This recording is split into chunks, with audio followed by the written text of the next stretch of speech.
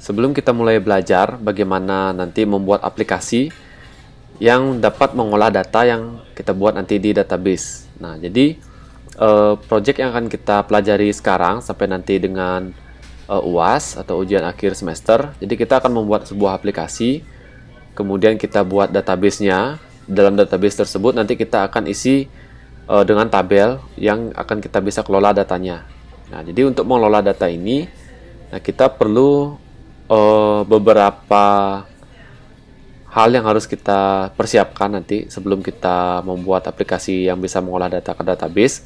Nah, jadi cara kerjanya seperti ini. Dari database yang sudah nanti kita siapkan sebelumnya, kita harus konekkan dulu dari aplikasi ke database ini. Misalnya seperti ini.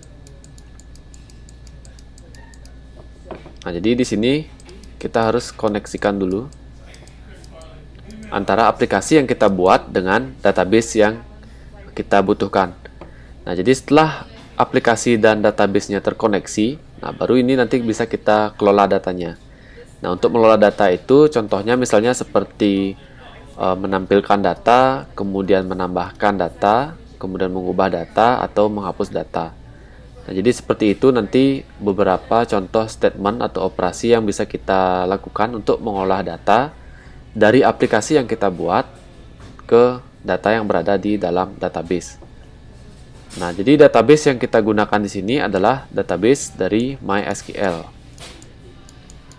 Oke, jadi untuk menggunakan database MySQL, jadi syaratnya yang pertama, ini syaratnya adalah dalam komputer atau laptop kalian. Jadi silakan diinstal aplikasi yang pertama Exam. Oke, jadi tulisannya seperti ini, XAMPP. Nah, untuk aplikasi Exam itu kalian bisa download. Nah, ataupun kalau misalnya sudah terinstall di laptop kalian, jadi kalian tidak perlu lagi download atau menginstal dari awal. Ya, cukup gunakan Exam yang sudah ada di laptop atau komputer kalian. Nah, jadi untuk Exam, nah, mungkin tampilannya sedikit berbeda di masing-masing sistem operasi. Nah, saya contohkan seperti ini.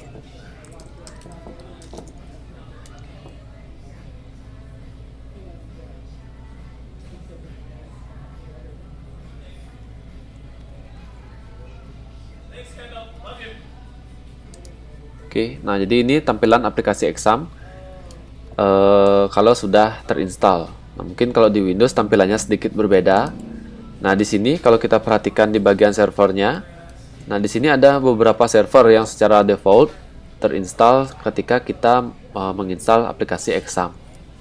Ya, jadi saya sebutkan saja di sini. Yang pertama ada MySQL Database Server.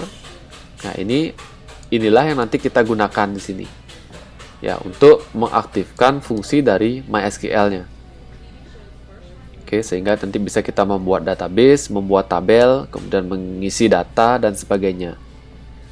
Nah, kemudian di sini ada ProFTPD, itu server FTP, jadi ini tidak kita gunakan, ataupun untuk Apache Web Servernya. Nah, jadi yang nanti kita gunakan adalah ini, ya mainnya atau server utamanya yang kita perlukan adalah MySQL Database Server.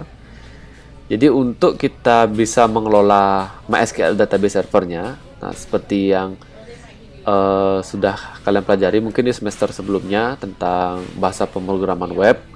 Nah, itu untuk mengolah data MySQL Server kita biasanya menggunakan DBMS atau Database Management System. Ya, misalnya yang kita gunakan adalah PHP MyAdmin. Nah, untuk membuka PHP MyAdmin, tentu kita harus mengaktifkan ini, Apache Web Server. Nah, jadi dari aplikasi Exam, kemudian di sana ada beberapa server. Nah, di sini kebetulan ada 3. Nah, yang mana saja yang akan kita gunakan? Yang akan kita gunakan adalah ini, MySQL Database dan juga Apache Web Server untuk menjalankan PHP MyAdmin-nya. Nah, itu penjelasan secara teorinya. Oke, nah jadi itu saja. Pertama, untuk mengaktifkan database itu kita harus menginstal Exam untuk menjalankan MySQL Database Server. Nah, kemudian jadi di aplikasi yang kita buat ini, jadi aplikasinya bukan berbasis web, ya bukan menggunakan PHP tapi menggunakan bahasa pemrograman Java. Nah, di mana dalam menggunakan bahasa pemrograman Java ini kita menggunakan aplikasi ya yang kita biasa gunakan, yaitu adalah NetBeans. Ya, kita menggunakan aplikasi NetBeans untuk membuat aplikasinya. Nah, jadi ketika kita membuat aplikasi, kemudian kita akan koneksikan ke database, nah kita memerlukan sebuah library. Ya, library apa yang kita perlukan? Yaitu adalah drivernya. Nah, karena kita berbicara tentang Java sekarang ya.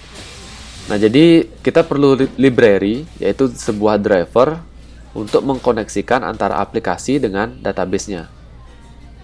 Nah, jadi di dalam Java ada sebuah tools atau nah, kalau disingkat itu seperti ini, JDBC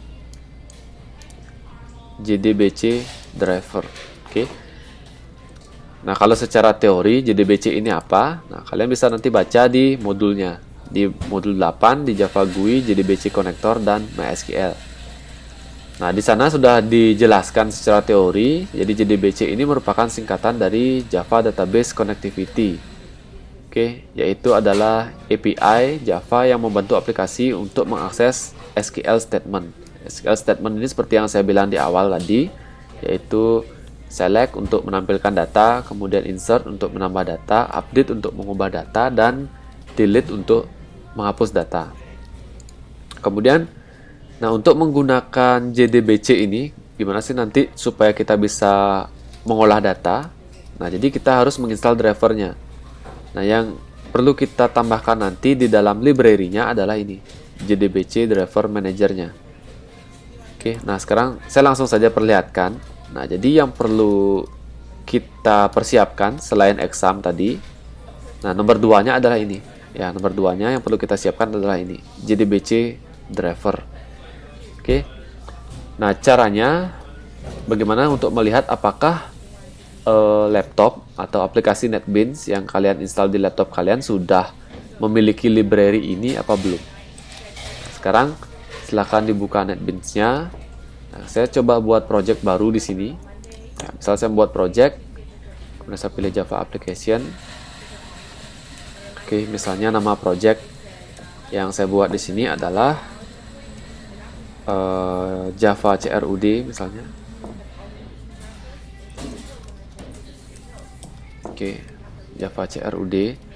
Kemudian ini di project location-nya saya simpan di sini di folder latihan OOP.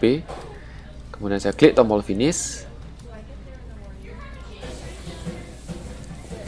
Nah, kalau sudah selesai, seperti biasa kita coba running dulu project-nya.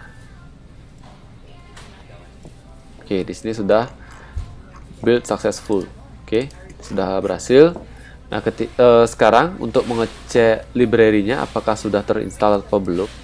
Nah, di sini kan masih belum kita tambahkan library-nya, yaitu JDBC yang tadi saya bilang. Nah, caranya untuk menambahkan adalah seperti ini. Kalian klik kanan di bagian libraries, kemudian pilih add library. Kemudian nanti akan muncul seperti ini, add library. Nah, tinggal kalian cari nanti di sini. Nama library-nya adalah MySQL Connection. Nah, atau kalau misalnya terlalu banyak, kita tinggal ketik saja di sini. Oke, namanya adalah MySQL JDBC driver. Nah, kalau misalnya tidak MySQL JDBC driver ini tidak terdapat di komputer atau laptop kalian, jadi kalian harus menambahkannya secara manual terlebih dahulu. Ya, kalau tidak ada.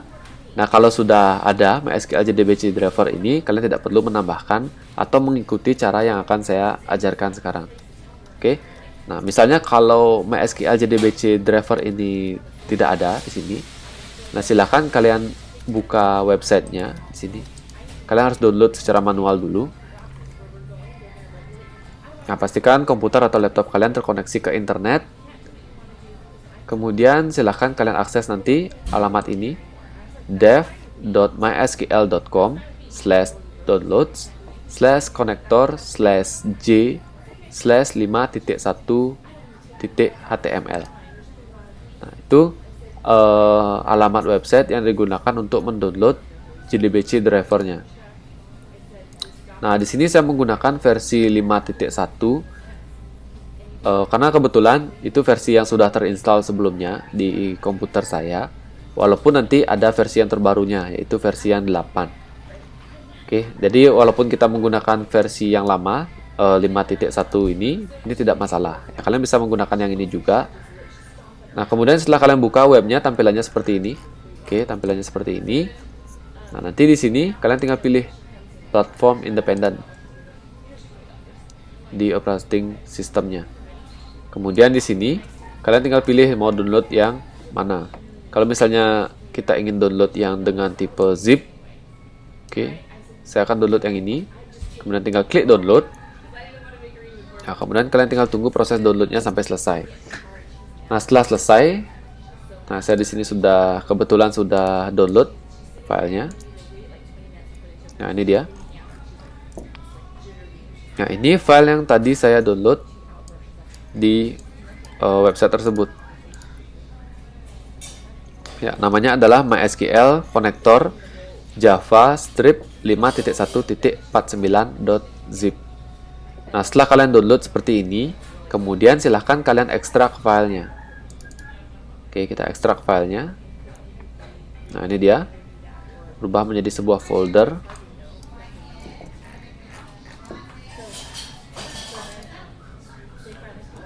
Oke, kemudian di sini kita akan cari file yang bernama MySQL Connector Java Strip 5.1.49.jar.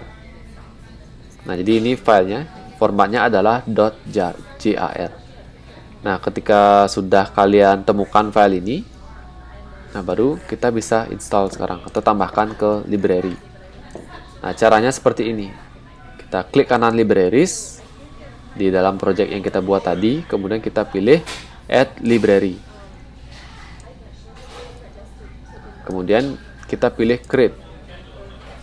Nah, di bagian library name kita boleh mengisi nama apapun di sini. Nah, kebetulan kalau di komputer saya kan tadi sudah ada ya drivernya. Saya coba cari di sini. Saya ketik MySQL. Nah, sini dia. Jadi di komputer saya ini sudah terinstall MySQL JDBC driver. Nah, kalau misalnya belum, silahkan kalian klik tombol create. Nah, saya akan buat dengan nama yang berbeda karena tidak boleh menggunakan nama yang sama. Nah, saya buat di sini namanya adalah MySQL JDBC driver. Nah, misalnya saya buat namanya adalah new. Oke. MySQL JDBC driver new. Nah, kalau sudah, silahkan klik tombol OK. Nah, sekarang kita cari posisi atau lokasi file jar tadi, ya, lokasinya di mana. Jadi kita akan cari di sini. Kita klik add folder. Oke, kita cari lokasinya.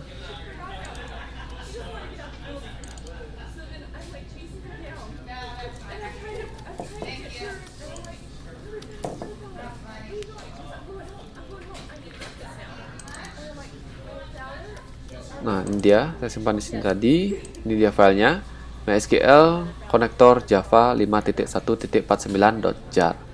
Kemudian saya klik add jar garis miring folder.